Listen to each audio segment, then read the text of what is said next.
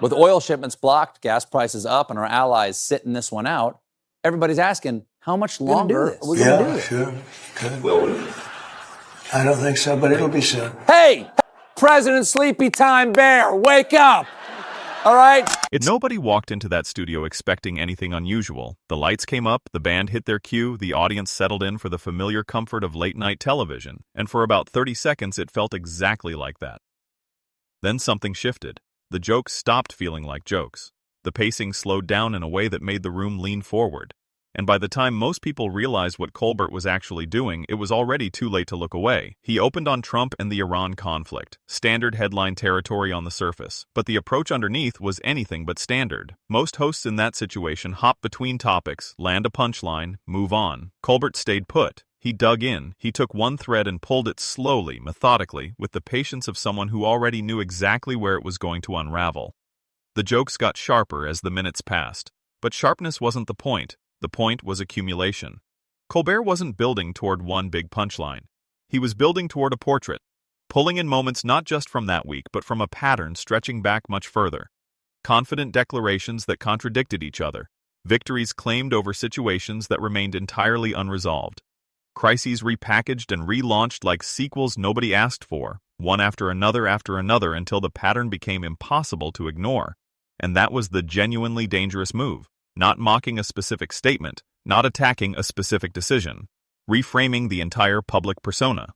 Trump was no longer being presented as a president managing difficult circumstances. He was being presented as the main character of a television drama who had spent so long performing leadership that he had stopped being able to distinguish between the two. Once that reframing lands in a comedy setting, in front of a laughing audience, it becomes almost impossible to reverse. Because you cannot unlaugh at something that has already struck you as absurd. Then Trump posted. Predictably. Immediately. Called Colbert talentless, attacked his ratings, suggested random people off the street could outperform him. Colbert read it on air without breaking his composure for even a second, because that post wasn't a problem for the argument. It was the argument's final paragraph written by Trump himself. The monologue had described a man who dominates attention and then melts down publicly when that attention gets redirected at him. The post proved it in real time. Trump had written Colbert's closing statement and delivered it voluntarily. But underneath all the craft and timing, something more significant was happening. Colbert had correctly diagnosed something that political commentary has largely failed to address. People are tired, not passively tired, deeply, genuinely worn down by the relentless cycle of outrage, reversal, declaration, contradiction, and manufactured crisis that has defined the news environment for years. Traditional commentary responds to that exhaustion by producing more commentary, more analysis, more serious structured breakdown of the latest serious development.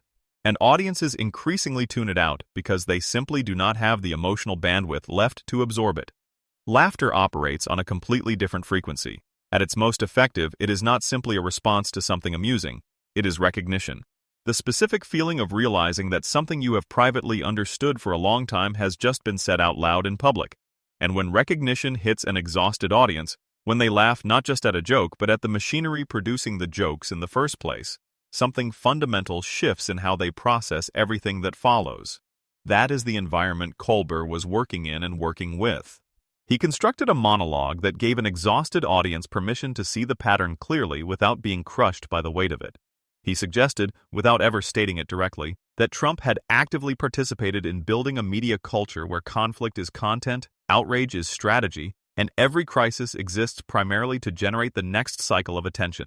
If that is the world politics now operates in, then satire stops being entertainment adjacent to the real conversation and becomes one of the most honest forms of analysis available.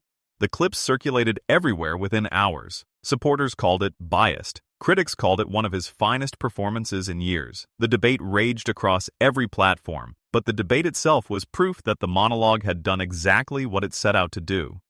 It had landed. Not just as a funny segment that people would forget by morning, as something that felt structurally true in a way that outlasted the laughter and the argument both. Because the real story that night was never about one monologue or one reaction or one viral moment.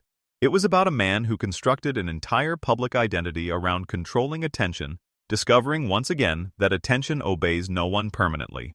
Point it at yourself long enough and eventually someone figures out how to point it right back. When politics becomes a performance, the audience eventually decides what the performance was worth. That night, the verdict came in live, and it was not kind. Hit subscribe if this kind of breakdown is what you are here for, and drop a comment below. Has comedy genuinely replaced journalism as the sharpest form of political accountability we have left? Or does satire just make people feel better without actually changing anything? Both sides welcome. Let's get into it.